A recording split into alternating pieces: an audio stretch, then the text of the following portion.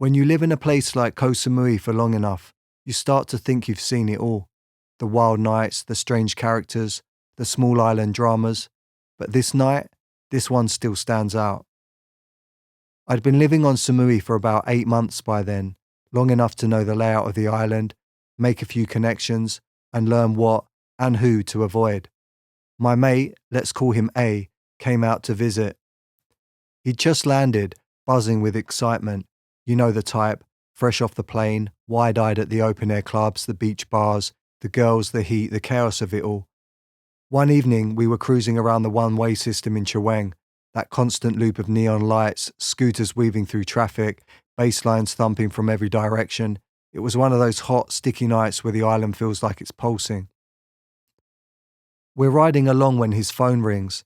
It's his mum, calling from back home. So he pulls over to take the call, still straddling his scooter at the side of the road. I roll a bit further up, stop near a bar I know, and end up chatting with a local guy I've seen around. Meanwhile, A's on the phone, trying to sound normal and respectful, because, well, it's his mum. But out of nowhere, 2 ladyboys glide over. Now, if you've spent any time in Thailand, you know the drill.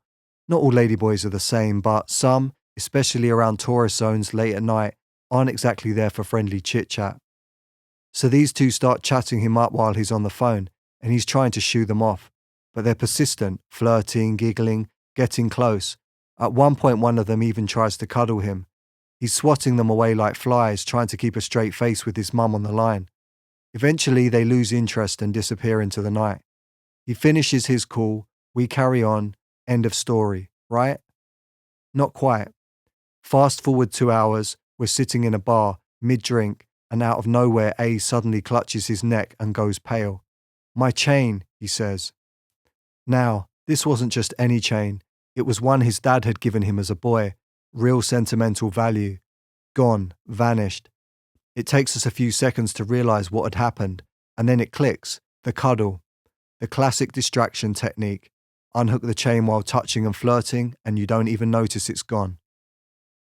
A's face drops, he's in bits. You could see it meant a lot to him, and the worst part, we both knew the chances of getting it back were basically 0. Once something like that disappears into the Samui night, it's gone, probably sold already. But then I remembered Kay. Kay was a platonic friend of mine, a Thai woman originally from Koh Samui, but with deep family roots and connections on Samui. She was calm, kind, and incredibly well respected. We weren't close in a romantic sense, she was just a good person, and we'd become genuine friends over the months I'd been there. So I gave her a call and explained the situation. To my surprise, she says, "Okay, wait there." 30 minutes later, she turns up at the bar, calm as ever. She says, "I've called the police, 2 detectives are coming." Now, I'll be honest, at first I thought, yeah, right, they're not coming. People in Thailand always love to say they know someone in higher power. But Kay was soft-spoken, not flashy, and sure enough, 2 plainclothes detectives actually roll up. These were real detectives, not just tourist police.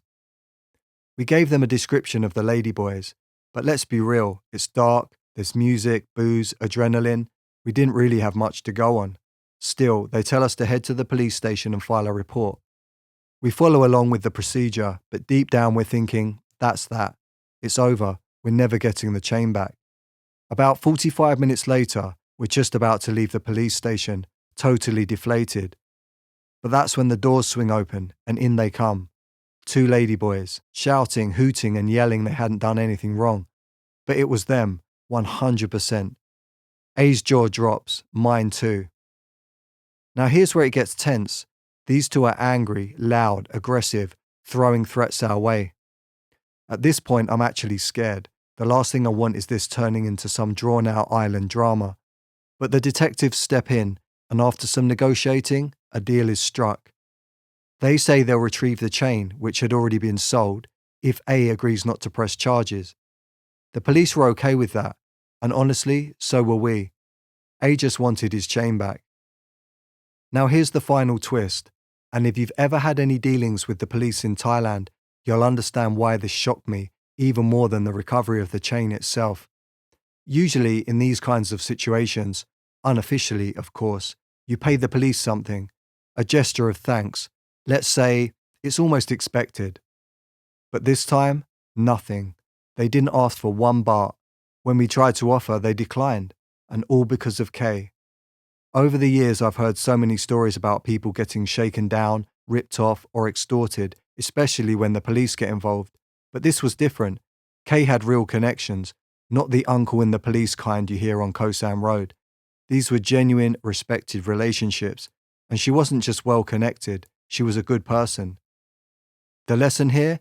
Yeah, of course, don't let overly friendly street hooker ladyboys get too close to you. But the real takeaway for me is this.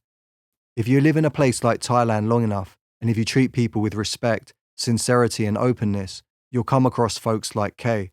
People who don't shout about their power, but use it quietly, kindly, to help when it matters. And when you're in a jam on a wild island in the Gulf of Thailand, that might just save your night, or even your neck.